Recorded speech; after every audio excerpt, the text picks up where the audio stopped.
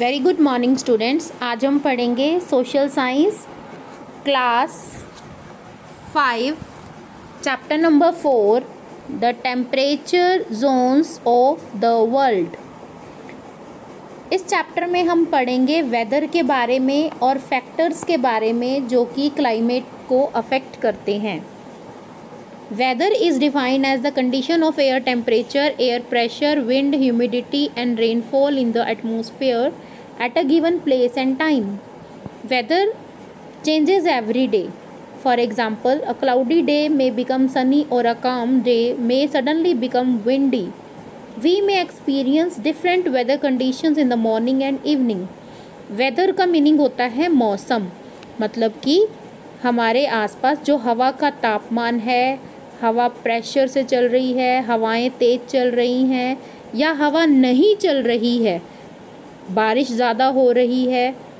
Weather जो है ये बदलता रहता है, रोज़ अलग अलग मौसम होता है। आप भी देखते हो, किसी दिन धूप होती है, किसी दिन बादल आए हुए होते हैं, किसी दिन बारिश आ रही होती है, किसी दिन उमस होती है बहुत ज़्यादा, मतलब गर्मी बहुत ज़्यादा महसूस होती है। तो ये जो है क्लाउडी डे, सनी, काम डे, विंडी, हवाएं चलना शुरू हो जाता है। सुबह का मौसम अलग होता है, शाम का मौसम अलग होता है। मौसम के बदलने से सीज़न बनते हैं, ऋतुएं बनती हैं और इंडिया में हम 3 मेन सीजन्स को एंजॉय करते हैं, समर, विंटर और मॉनसून। सर्दियाँ, गर्मियाँ और बरसातें, वर्षा ऋतु। बाकी के देशों में भी, संसार के बाकी के देशों में भी अलग अलग ऋतुओं का आनंद लिया जा सकता है, अनुभव किया जा सकता है। बच्चों, अब हम पढ़ेंगे क्लाइमेट के बारे में। ऐसे कौन कौन से फैक्टर हैं जो कि क्लाइमेट पर असर डालते हैं।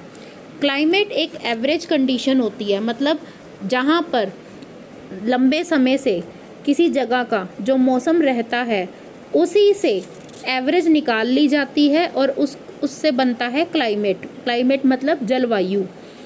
क्लाइमेट का जो है ये अलग अलग अर्थ की जो जगहें हैं, डिफरेंट प्लेसेस हैं जो अर्थ पर, वहाँ पर अलग अलग पैटर्न चलता है, अलग अलग तरीका है वहाँ पर हवाओं के चलने का। तापमान अलग रहता है, हवाएं अलग रहती हैं। बारिश का पैटर्न मतलब कि कितने सेंटीमीटर बारिश हुई है, टेम्परेचर कितना है, हवाएं कैसी चल रही हैं, ह्यूमिडिटी कैसी है। 30 से 35 साल तक, मतलब एक जगह का, एक पर्टिकुलर जगह का, एक विशेष जगह का 30 से 35 साल तक कैसा मौसम रहता है, उस मौसम की जब हम एवरेज निकालते हैं तब हमें पता चलता है कि वहाँ का क्लाइमेट कैसा है, वहाँ की जलवायु कैसी है। ठीक है, और लोकेशन से भी पता चलता है और वहाँ किस तरह की लैंड फॉर्म हो रखी है, ज़मीन कैसी है, मिट्टी कैसी है, उससे भी पता चलता है कि क्लाइमेट किस तरह का होगा उस जगह का। अलग अलग जगहों का अलग अलग क्लाइमेट होता है। और क्लाइमेट से किन किन चीज़ों पर असर पड़ता है। जलवायु से असर पड़ता है पौधों पर, प्राणियों पर जो कि उस जगह पर रहते हैं, और क्लाइमेट के अकॉर्डिंग ही कपड़े पहनते हैं लोग, वहाँ के उसी तरह का जीवन व्यतीत करते हैं, वैसी ही जीवन शैली होती है। अब हम डिटेल में पढ़ेंगे कि किस तरह से क्लाइमेट असर डालते हैं। देखो बच्चों, इक्वेटर के पास जो जगह होती है, अर्थ को जो बीचों बीच एक लाइन काटती है, एक इमेजिनरी लाइन जो हम मान कर चलते हैं, उसे हम कहते हैं इक्वेटर। जो एरिया इक्वेटर के पास हैं वो गर्म होते हैं बहुत ज़्यादा। क्यों? क्योंकि इक्वेटर पर सूरज की किरणें सीधी पड़ती हैं, और जो जगहें इक्वेटर से दूर होती हैं वहाँ पर सूरज की किरणें तिरछी पड़ती हैं, इसलिए वहाँ ज़्यादा गर्मी नहीं पड़ सकती है। तो जितना जितना हम इक्वेटर से दूर जाते जाएंगे वैसे वैसे ही हमारी जो ठंड है वो ज़्यादा महसूस होने लगती है। और इक्वेटर से दूर जाएंगे तो हम कहाँ पहुँचेंगे? पोल्स पर, जो कि बहुत ठंडे होते हैं।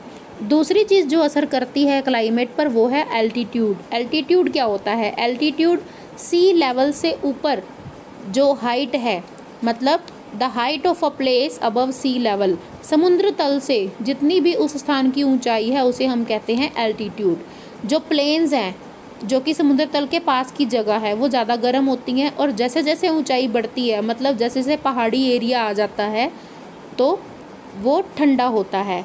सनलाइट, सूरज की रोशनी जो है वो ढलान से बिखरती हुई ठंडी हो जाती है, और जैसे जैसे हम ऊपर जाते हैं ये ठंडक महसूस होता है, ठंडक देती है। जैसे कि उत्तराखंड में अगर हम जाएं तो 1370 मीटर अबव सी लेवल से एक जगह है भीमताल, वहाँ का टेम्परेचर बहुत ज़्यादा ठंडा है।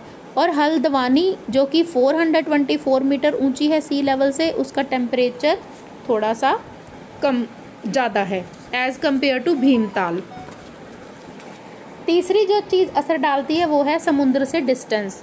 जो प्लेसेस समुद्र के पास होते हैं वहाँ की जो जलवायु है वो आर्द्र रहती है, मतलब कि ना ज़्यादा गर्मी होती है ना ज़्यादा ठंडी होती है वहाँ पर। क्यों? क्योंकि गर्मियों में ज़मीन जल्दी गर्म हो जाती है और वो जगह जो वहाँ से हवाएं उठती हैं वो समुद्र की हवाएं उस जगह को घेर लेती हैं। बिल्कुल इसी तरह से सर्दियों में क्या होता है, समुद्र का पानी जल्दी गर्म हो जाता है और उसमें से हीट बाहर निकलती है और उस आसपास के एरिया को गर्म कर देती है। इस तरह से समुद्र के आसपास का जो एरिया होता है वो कोस्टल एरिया पर भी असर डालता है। जो जगहें समुद्र के पास होती हैं वहाँ का तापमान एक्सट्रीम रहता है, मतलब वहाँ पर जलवायु जो है वो ना ज़्यादा ठंड होती है ना ज़्यादा गर्म होती है। ह्यूमिडिटी जो है किसी भी जगह की कैसे मापी जा सकती है, मतलब वहाँ की हवा के अंदर कितने वाटर वेपर प्रेजेंट है, वहाँ की हवा में कितनी नमी है। और मॉइस्चर का साफ संपर्क होता है समुद्र से दूरी के साथ। जितना ज़्यादा समुद्र के पास होगा एरिया, उतनी ही ज़्यादा वहाँ की ह्यूमिडिटी होगी और उतनी ही ज़्यादा वहाँ पर इवेपोरेशन होगी। जो कोस्टल एरियाज़ हैं, चेन्नई, मुंबई, कोलकाता, गोवा, ये सब ह्यूमिड एरियाज़ हैं। यहाँ पर जो लोग हैं उनको बहुत ज़्यादा पसीना आता है, वो बार बार परस्पायर करते हैं ह्यूमिडिटी के कारण। विंड्स हैं हवाएं। क्लाइमेट जो है जलवायु पर सीधा असर पड़ता है हवाओं का। क्लाइमेट जो है उस पर विंड्स की डायरेक्शन का भी असर पड़ता है। जो ओरिजिन है, हवाएं कहाँ से आ रही हैं, क्या वो ठंडी हवाएं हैं या गर्म हवाएं हैं। विंड या तो समुद्र की साइड से आएंगी तो वो मॉइस्चर लेकर आएंगी, और जो डेजर्ट एरिया के पास से आएंगी, गर्मी की तरफ से आएंगी, वो ठंडक लेकर आएंगी। ठीक है बच्चों। नेक्स्ट है टेम्परेचर और रेनफॉल। ये सारी बातें जो हम कर रहे हैं ये सब क्लाइमेट पर असर डालती हैं। किसी भी जगह का जो क्लाइमेट है वो और किस बात से पता चलता है हमें, वहाँ कितनी बारिश होती है, रेनफॉल कितना होता है और वहाँ का टेम्परेचर कितना रहता है। बच्चों अब हम पढ़ेंगे different heat zones, different temperature zones के बारे में। टेम्परेचर जोन्स जो हैं वो कैसे पता चलते हैं कि वहाँ पर कितनी सनलाइट रिसीव होती है।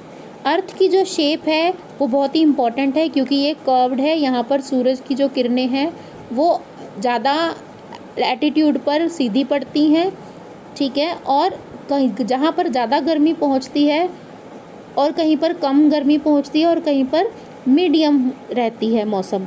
तो इन 3 तरह के तरीक़ों पर ही बेस्ड है हमारे 3 जोन्स।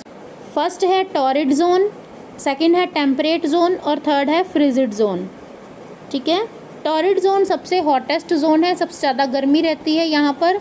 ये ट्रॉपिक ऑफ कैंसर से लेकर ट्रॉपिक ऑफ कैप्रिकॉर्न के बीच का एरिया होता है। ठीक है।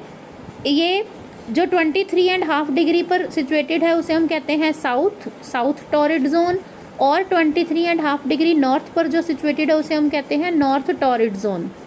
ओके।